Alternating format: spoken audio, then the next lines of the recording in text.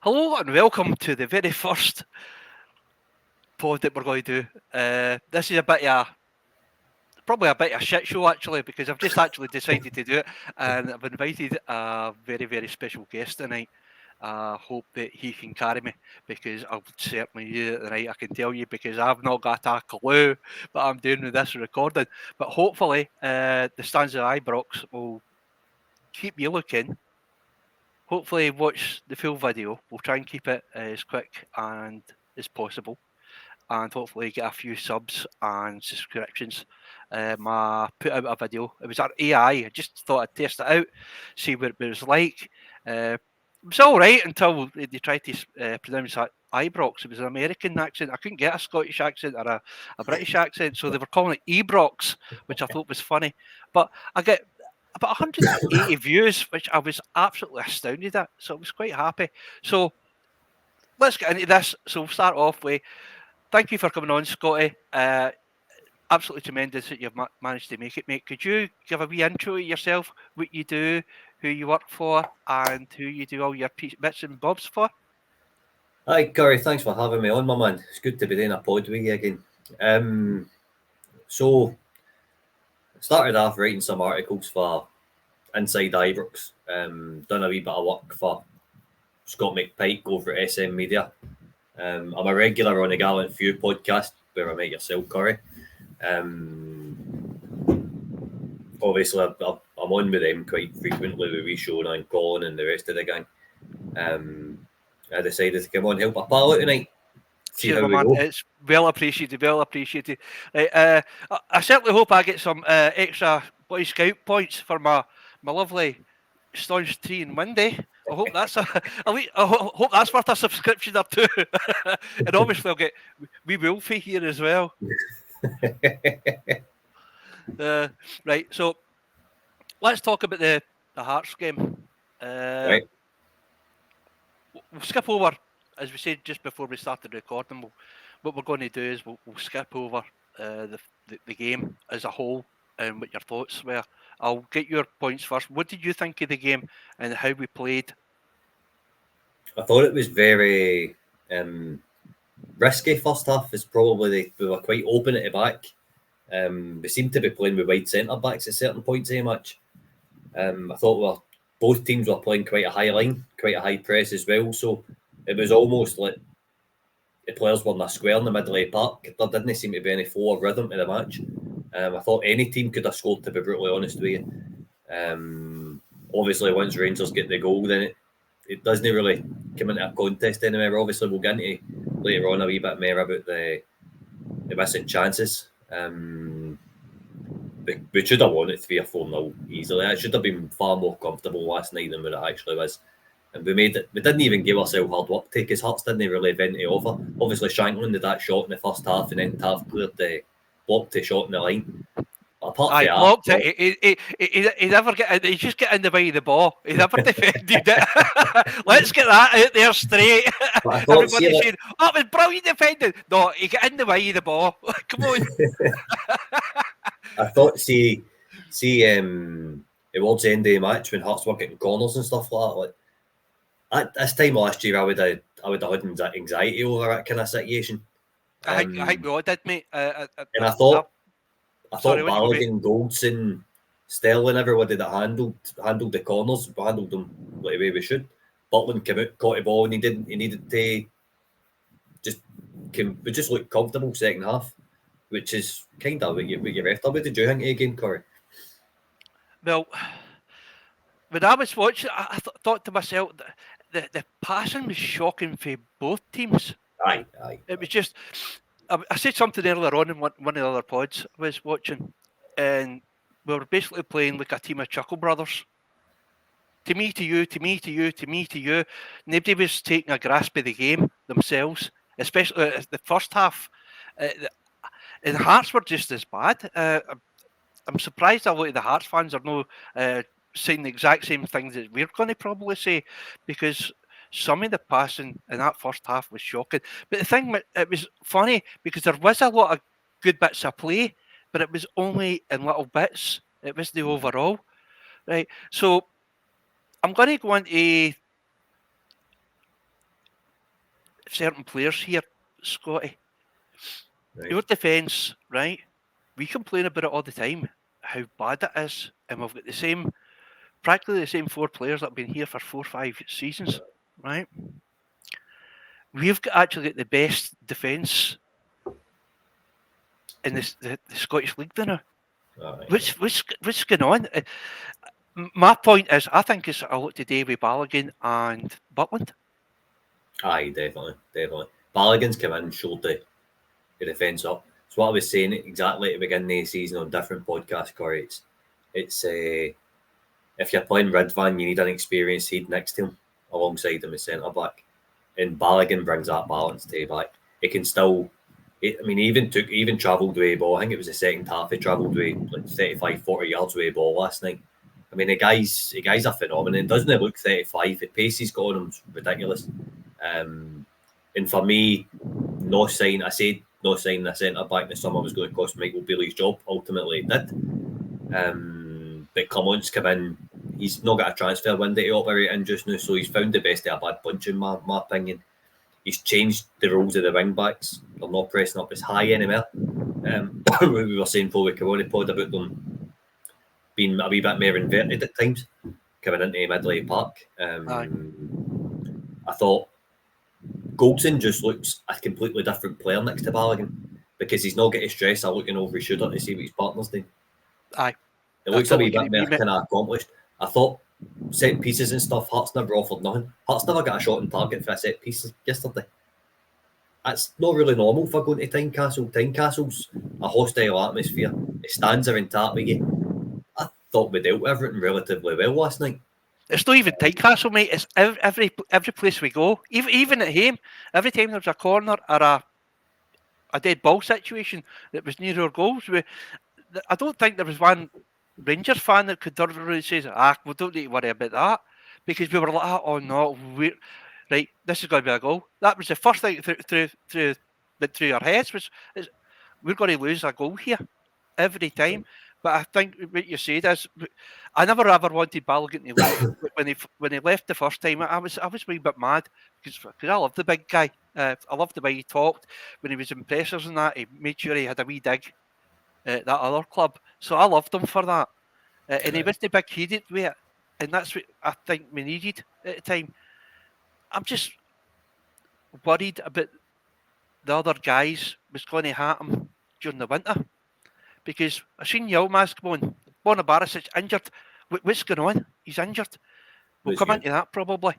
But when you're looking at your back 4, Yilmaz, I thought he was pretty bad in the first half. He came into the game. He did really well. He was doing a lot of pressing. It's something you'll not see for Borna Barisic. He was getting involved. He was busy in the game. But his final ball's not that great. And he missed 2 golden opportunities. I don't think they were. Well, one of them was the sitter when he came in for the wing, but the other one he had that should have been in a burst in the back of the net. So I was a bit disappointed. But Sterling came in. What was your thoughts on him? I thought he made the left back position his own in a matter of 13 minutes last night. I thought he came in. I thought he was solid. Good in the air, good in the tackle. He done that wee sprint up front as well. One is a free kick. I think it was the 92nd minute that happened. Mm-hmm. Quite an important time in the match. He gave me food for thought, and I hope he's giving manager food for thought as well, in terms of sticking him in here on Saturday against Dundee. See what happens. What's the worst that can happen? We're playing Dundee. It shouldn't be. It can't. It's not as if he can be exposed against them. Do you know what I mean? He's a good player. I thought that Sterling played really well when he came on last night. Ridvan obviously offers you a lot more going forward, but see, for going to grounds like Tynecastle and things like that, sometimes you need a defender instead of fullbacks that are galloping up the park. Especially Ridvan last night. He pissed me off with sitters. They shot a cross goal, which Tav was at the back post for, and then he had that shot on goal that he skied over the bar. Aye, I was shouting at the telly for that. Aye. Moving to the defence, as I said, this is going to be pretty quick. I don't want it going on too long because it's pretty late now as it is, so I don't want everybody to be using up their time. Move into the midfield. For me, I thought Seafield had his best game for Rangers. He played a lot of good passes. He got involved. He won a few tackles. He wasn't brilliant, but he was decent. And I thought that he got involved in the game a lot more. A lot of previous games, I thought he ghosted the games. So, what about you? What's your thoughts? Aye, there's been certain folk among fan media that have written Cifuentes off, and I have wrote Lammers and Dessers off 100%. I don't think that they've got a future. I don't think they two have got a future at Football Club. Don't even get me started on them. But Cifuentes has had a handful of games. He's not the same amount of match time as the other two. I thought he was good the second half at Pataudry. He had an absolute howler against Aris Limassol, right? Nobody can miss that. But last night, I thought that was potentially his best game for Rangers. So, he won a lot of ground duels. Bell misplaced a couple of passes in the first half, but he didn't misplace as many. Who did mate? That was Aye, but he didn't misplace as many as Lawrence and Lundstrom were. Lawrence and Lundstrom were hopeless in the first half. But Lundstrom looked like a different animal in the second half. He looked like the player he's looked like under come onto the bit between his teeth. Only, mate. Yet again, I thought he had a really good game. Especially the second half. I'm trying to be honest here. I'm not going to say that any of the team were brilliant, because it was another two halves for Rangers. The first half was, I don't think there was a decent player except for the goal the whole of the first half, but the second half, I think a lot of the players, that's where they made their mark. I think they played a lot better. Is there anything we need to do, in your eyes, in the midfield that's not happening yet? Aye, we need a centre midfielder. We definitely need a centre midfielder. Ryan Jack's too injury prone. Cifuentes is still settling in. Lundstrom's your only stable, fit guy in there just now. Well, he's going through a purple patch now, but his definitely. contract's coming up, so is it that, or are we going to see what we've seen in the previous? Because we've seen Lonnie come out and play absolutely tremendous, then he falls into this where he just it looks as if he can't be asked half the thing. Did you see that run that he made? They stopped, I don't know, was it Cochrane he stopped? Aye. Through, and he was about 3 yards behind him. They caught him. I'm like, where did he get that pace? I know. I can't remember seeing that. It's always been there. I think it's just needed the right manager to bring it out. That's quite possible. But then that kind of falls on the player as well. I mean, there's an element of inconsistency to John Lundstrom game. We've seen it. He's signed. I could only ever remember him having a good handful of matches before come in. A cup semi-final against Celtic in the Scottish Cup and the Europa League semi, being two of them. We really grabbed the game by scruffy neck and went and showed us what he could really do. But we've seen a more steady, consistent John Lundstrom since Philip Coleman come in. And long may it continue, because ultimately we need it. But there's definitely a hole in centre mid. The Cifuentes is shut to go and take now. But when you're looking at a boy that's come over for LA Galaxy, he's moved to Los Angeles, he's for Ecuador, his nationality, doesn't know the language. The weather's probably a complete turnaround for him. Culture, everything's different for a lad, so he's going to need some time to settle in. But I just hope that's what I thought, Scotty. Everybody we do our usual. We check out videos and that on YouTube to see what these guys like, and any video will make anybody look brilliant except for me, right enough. Even YouTube can't do that. But I was thinking, I knew he was a better player than I'd seen, and what's going on? And the only thing I could think of was that maybe he's not settling in, and I think you just said it there. It could be he's came for a whole new world. Is a guy getting any family living with him over here? God. Is a guy getting any family living with him over here? It's all that kind of thing that because as a support we don't see. It's all the things you don't see that can help him settle. So I think we're all guilty of that, forgetting that they are people just the same as me and you. It's just that your passion and me watching it on telly and we get an instant reaction. We all think that all our players should be world class, but when they don't do it, it's they're not trying or they're not good enough. Maybe it's just there are But other circumstances. he's gave us signs to be optimistic going forward, but that's all it is for me just now. I like the idea of having Lawrence in it because him and Cantwell were on the same team and you need all your best players in the park. Obviously, Lawrence goes half injured again last night. I was actually that was my next thing I was just about to say. What's your thoughts on Lawrence? The way is that it for him? Is he just too? No, because I don't think one, you're not going to get a club that's going to come in from. Two, you're not going to get a run of consistency off him, which is why nobody's going to touch him. Because I think that injury he's took when Gio was in charge has completely humped his career, to be brutally honest with you. But there's a bit of similarities about all the players that are getting. It's all muscle injuries. Is that the training? It could be. Or the previous training that's causing that? Could very well be. And I'm hoping this head of performance that's been brought into Brighton can come in and help sort this mess out as well. Because that's ultimately going to be his job. Yeah, it's quite hard now to find out anything because Big Phil is so tight-lipped about things like that. He'll say, "Oh, they're injured," but you'll not get very much out of him at all. He likes to keep everything close to himself. So I don't know about that. So we'll get on to the good points now. That's the dodgy bits away. We'll go to the good bits. Yet again, young boy comes out. Young boy, he's 20. He should know the. I thought he was fantastic the second half.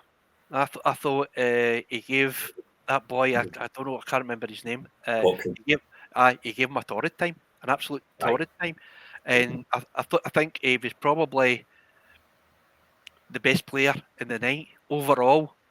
He was certainly trying the hardest. I think we'll get into another guy that never thought that. I thought he was really, really good. Same as goal, the build up to that goal, Tav was involved. My favourite, Timmy, for fuck's sake, Tav.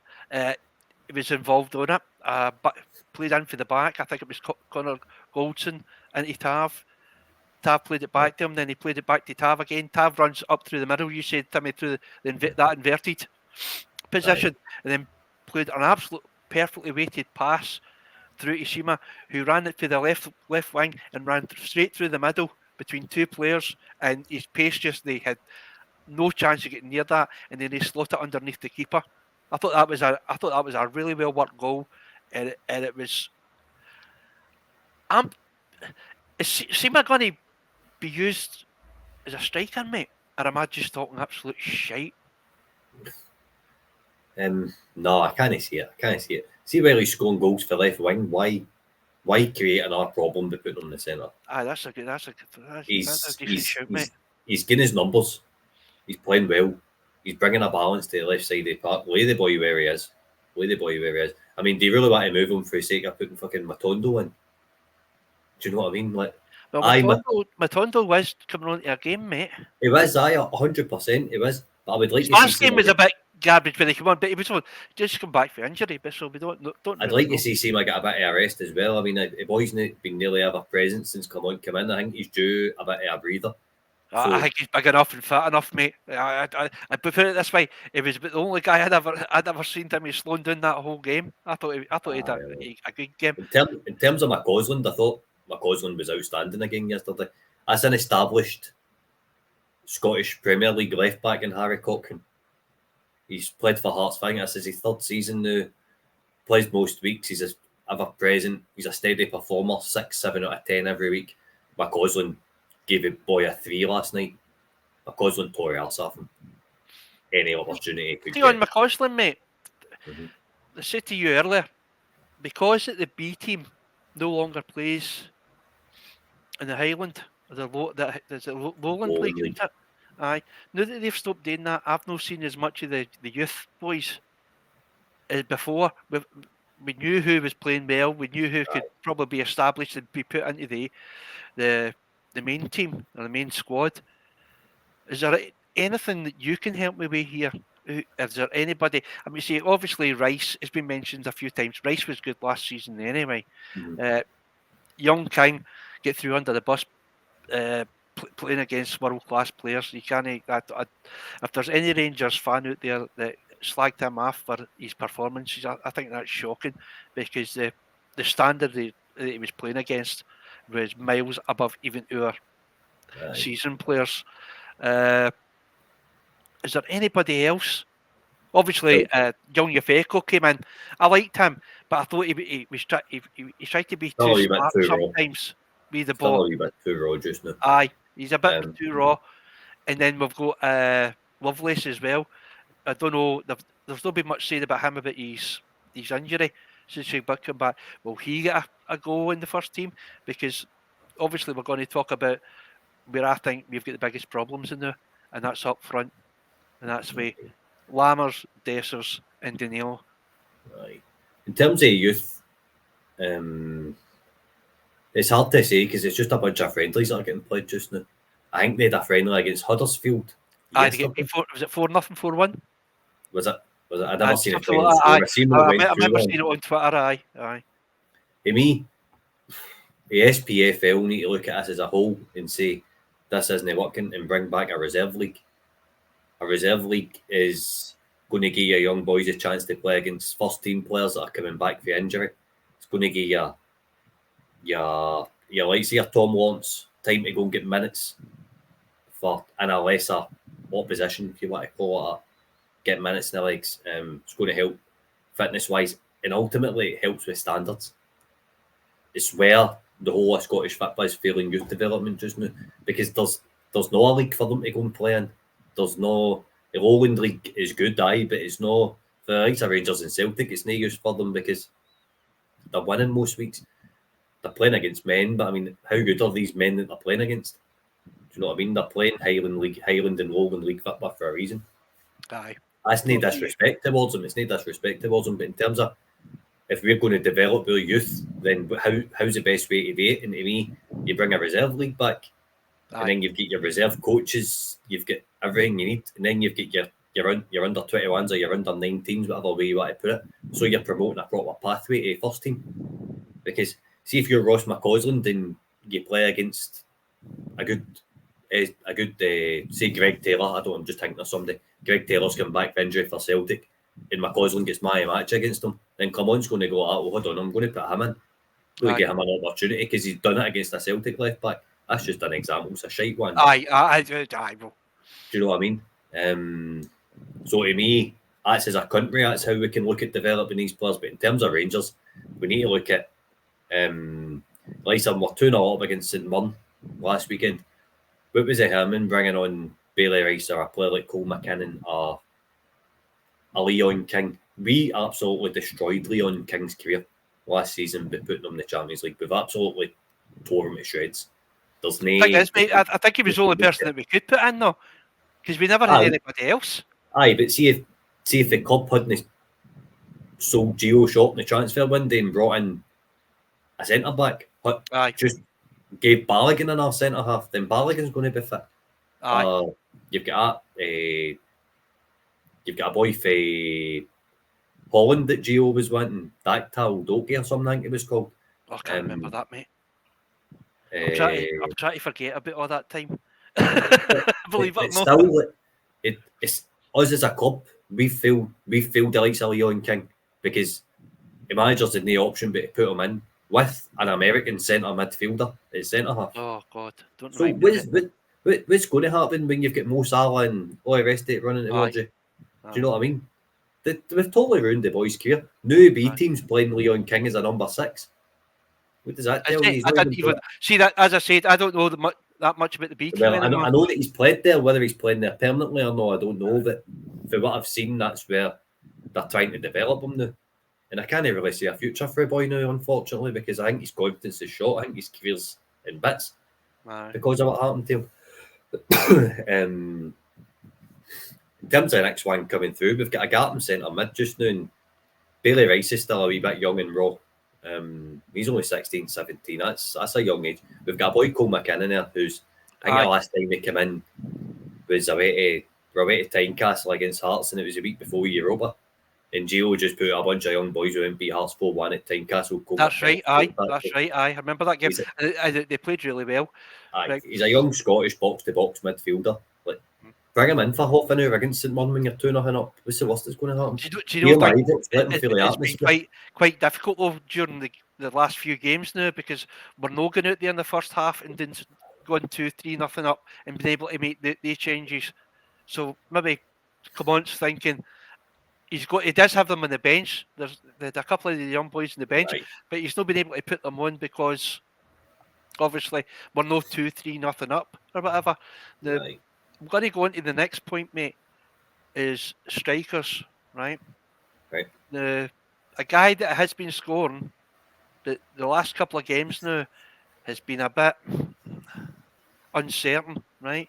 So I'm going to let you talk for a couple of minutes because I'm going to blatantly, I'll try and say that with these teeth in, rip off another channel because I need to do something. So, sponsor break. Thanks, CJ Novo. So, on you go. Talk about the strikers, mate. Striking situation's a bit striking situation's a bit woeful at the minute. I think we need an attacking coach to come in and work with the likes of Danilo. I think Danilo needs to learn how to first time finish, one touch finish. Took two glorified chances last night, and if he puts his laces through to him, it's a goal. Instead, he takes a touch and thinks about it. The So we first need one, somebody in. the first one I could forgive me. It was the second one that I was like, "What the But, hell? but see, Why see you to me, Curry, why you see taking to me. a touch first?" But that's something that can be taught in the training ground. It's pretty simple to finish. Just cross the ball into him and tell him to hit it first time. He's no young boy, mate. He should know He's that by now. 24. He's 24 though. Uh, He's still got aye. development in him. See, He that's can the still thing I keep on forgetting. I think he's a lot older than he really is. but see in Holland, they did have time to take a touch and finish. He's Aye, not got that in you're Scotland. right. Aye, So it's a bit of an adaptation period. aye. I was arguing with a couple of boys down the pub about it earlier on. It was like, they're saying I think there's more Dessers than what there is in Danilo, and I'm going, like, what planet are you two boys on? Like, at least I Danilo was hoping stretches Dessers would defenders. come in. He Sorry, links mate. up Sorry, but play. on you go. On you go. Danilo stretches defenders. He links up play. He gets in behind. He moves. He just moves. That immediately is better than Cyril Dessers because Cyril Dessers doesn't do any of them. Do you know what I mean? The striking department needs an upgrade, and for me, I'm just going to say it now. It needs Lawrence Shanklin in January. Don't know what you think about that, Corey, but Oh, I've had arguments on Twitter about this, but go for it. folk. My thoughts on Shanklin. I wanted Shanklin in for the time he was playing at Ayr. I remember when I was working, and I was actually working down that way, and they were playing. It was a cup game or something like that, and all they were going on about is how good this boy Shanklin was. And then they started getting through his stats, and I'm thinking, I'll tell you what, that's what we need at Ibrox. Mhm.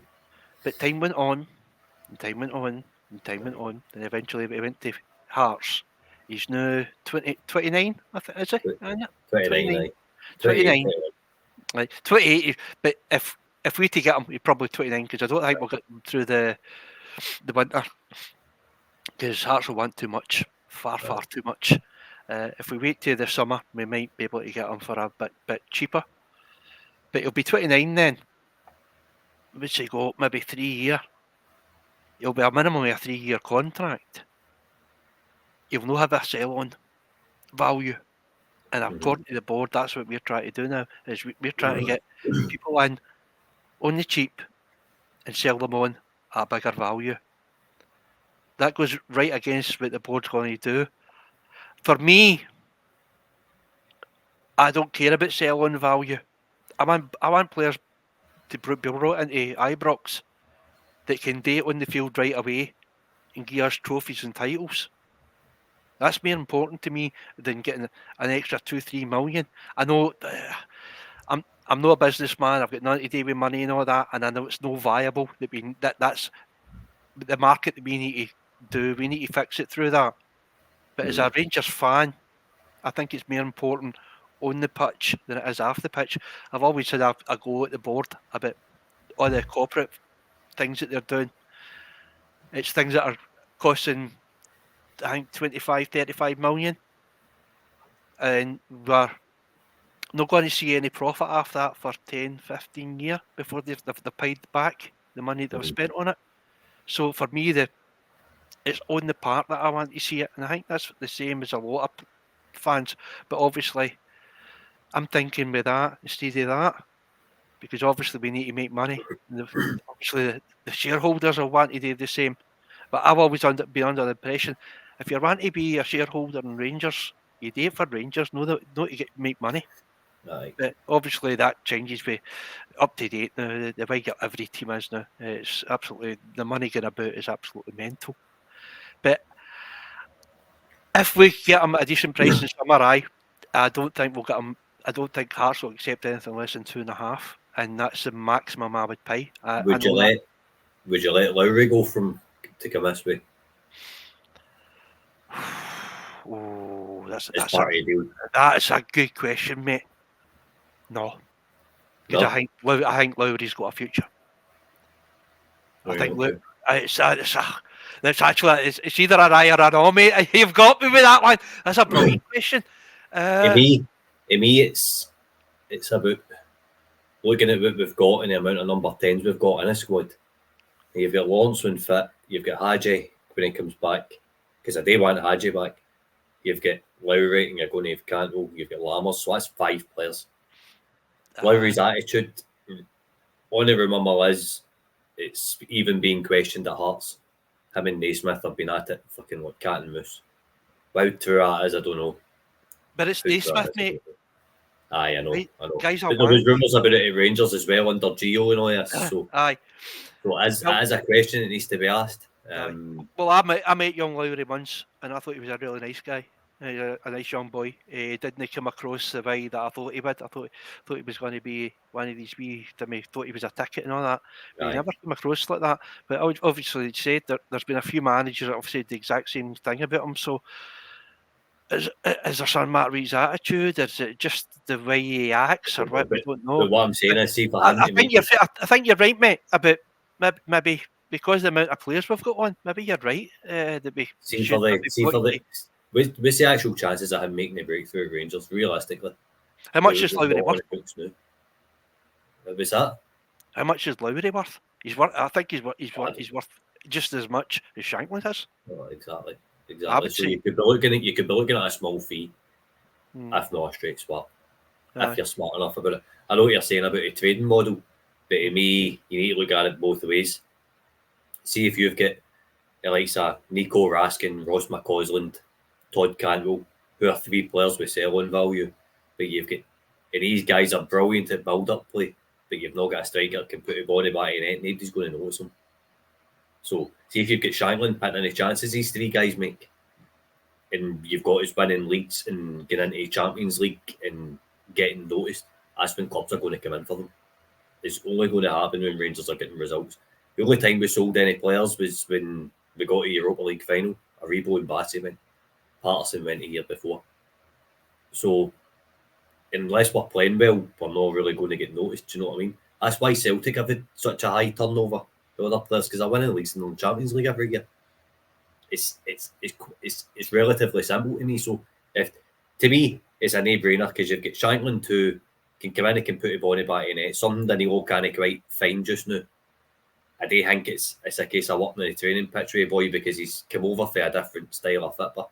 You get time in the ball in Holland, you don't get it here. Oh, aye, definitely. Mate, see if you've got Shankland and Danilo as your strikers, they're going to score more than Celtic's 2 strikers that they've got. They'll score more every season. So it's a no-brainer to me. Keep talking, I'm drinking.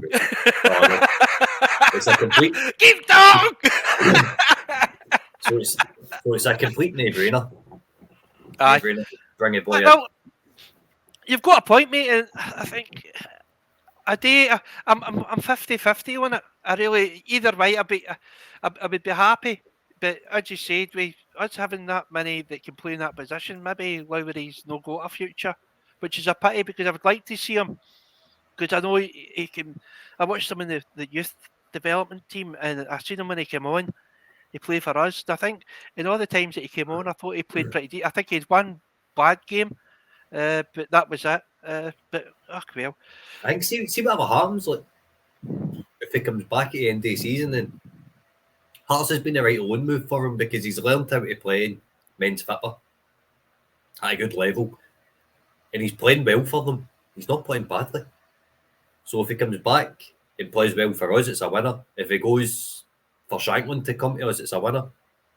It's a kind of win-win situation, do you know what I mean? The only reason I'm not that fussed about him coming back, Curry, is because Haji's coming back.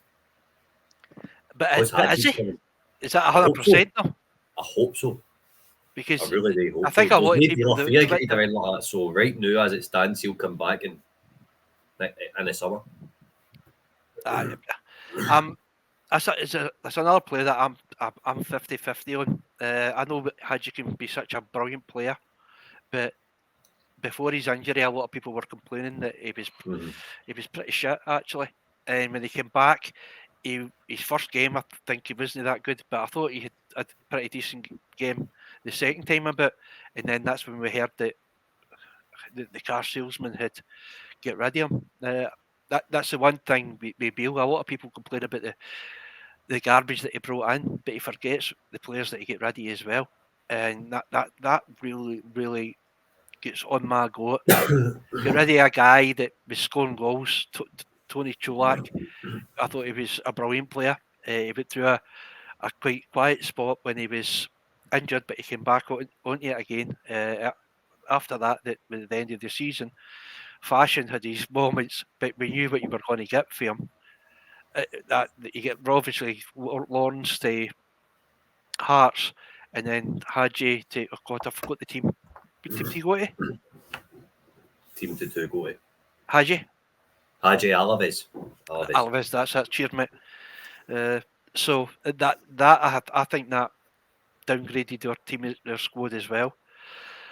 I'm going to finish this off with a bit of a negative. Well, I won't finish it off, but the last person I'm going to talk about, and the one guy that majority Rangers fans think shouldn't wear a blue jersey again, Mr. Sam Lammers. Is there any hope for this guy at all, Scotty? Nope. I wrote an article on him for Inside Ibrox. Just after a Dundee game where he scored that fantastic goal. And that gave me remember Dundee away. He done that wee turn and he stuck in the top corner. Don't remind me, mate. I was calling him Lammers the Slammer. And I thought maybe there is something. So I looked at some of his stuff and I thought, right, if Clement's going to use him, you could use him as not a midfield runner, but you could use him as a 10 who's getting into a box and getting onto the end of crosses. He's a big guy. He's got a trick on him if you get his confidence up. He's got enough about him and knock the ball by a player and run onto it, right? But I've seen none of it. That was my last chance for a guy. I've seen none of it since. He doesn't. He can't sit in a 10 position and look at what's going on. So he can't sit for deep and look at what's going on to pick a pass. He doesn't really get involved in the game. When he does go on the end of a chance, you've seen it against was it Aris Lamazol? When the ball comes in and he goes to hit the ball with his left foot and it hits his right heel and pings away from him. He's just not got it. He's a waste of £3 million. Aye, and that's me being nice about it. That's not me not being frustrated. I'm not being emotional about it at all. I'm just being rational. The guy's shite. The last few games that he was on, I thought he was pretty abysmal. And when Phil put him on for the last about 8 minutes, and the moment that he got the headed ball in midfield and headed it over, and then started shouting at McCausland. Started shouting at Lowry. Lowry's not even in the same half as Lammers. Well, the thing was, right, McCausland, right? No, McCausland, sorry. McCausland just to tackle, and I don't know whether he tried to wipe the boy out or the boy tried to wipe him out, but he landed on his arse, right? And you get Lammers there going, and I'm like, and I was in here and I'm watching it, and I'm going off my fucking head. Like, what are you doing, you fucking daddy? How's he going to get to there when he's just been a bloody poleaxed? A lot of people, it was, oh God, but a lot of people are turning and saying he was tell McCausland to put it into the corner. I think they're trying to be a bit too generous to him, but I don't. I just don't think he tries hard enough. I don't think he's got a footballing brain. I can't see anything at all that he's brought. And when he first came in, it did look as if he was going to do something, but he showed absolutely nothing in it. Since the start of the season, I think he's showed very, very, very little. I know. And it's the same opinion for me for his partner in crime. I think his partner in crime's a worse football player than what he is in terms of Cyril Dessers. Right now. Aye, well, as we said, it's something we need to think about. Hopefully, January will change that. We can only hope. Needs to. Right. Needs to. Right, so I'm going to close up shop now, mate. It was only a wee quick one, impromptu, did you say? I didn't know that new big words like that. It was just something we decided today because we were supposed to be on guesting on another pod, which never happened. So we just said, sod it, we'll do this. Get my first the Stands of Ibrox pod up, and we'll see how it goes. Oh, we've no advertised it or nothing, so I can't see him doing it that well. But hopefully enough, we've got enough friends in that will come, have a wee watched it, and hopefully enjoyed it. I've been a bit more subdued because I've been hosting. Hopefully later on I'll just go back into my usual sweary self and do my usual rants. But so Scotty, where can people find you? Find me on Twitter at ScottyMac992. It's nice and easy. I'm doing a wee kind of project just now on men's mental health, and I'm looking at how Fitbit can be either a bit of a relief for some guys. There's some guys out there who are struggling just with daily life, and Rangers are their only wreck on a Saturday. But what I'm looking into, I'm asking different people to sort of drop me a DM on Twitter just to tell me if Rangers has an effect on you, has an effect on your mood. If we get a bad performance or a bad result, does it affect how you run your house? Does it? How long does it stay with you for? Just drop me a wee line with a couple of a wee bit of information on it. It's just something I'm looking into now. I'm maybe hoping about doing a pod on it at some time with Chrissy Bolfin man on. But as for further down the line just now, it was just to, if anybody needs a chat, give me a DM basically. That's great, mate. That's fantastic. I think it's just not to be fans of Rangers. I think it's probably fans of every football club will go through things like that. Especially there's people out there that don't have family, they don't have children, they don't have people that are close to them, and the only thing that they do have is their football team and their family. No matter what club it is, they're the people that are close to them, and their life is wholly on their football club, and I think that's fantastic. Your club's a way of life for a lot of people, Corey. Oh yeah, definitely. So hopefully, anybody out there is having a little bit of trouble, please get in contact with Scotty. Give him a wee email. Might not be able to put everything into context, but I'm sure that he'll be able to get through what you're living through, and hopefully let me sort something out. So, Scotty, once again, thanks for coming on, mate. It's been fantastic. As I said, a bit unprofessional tonight, just getting on this, but hopefully everybody enjoys it. I hope you enjoyed it and all, mate. Aye, it was classic. Blues Brothers reunited, mate. Right, no bother. Right, for everybody, good morning, good afternoon, good evening, good night, wherever you are in the world. You have a fantastic time. We are the people.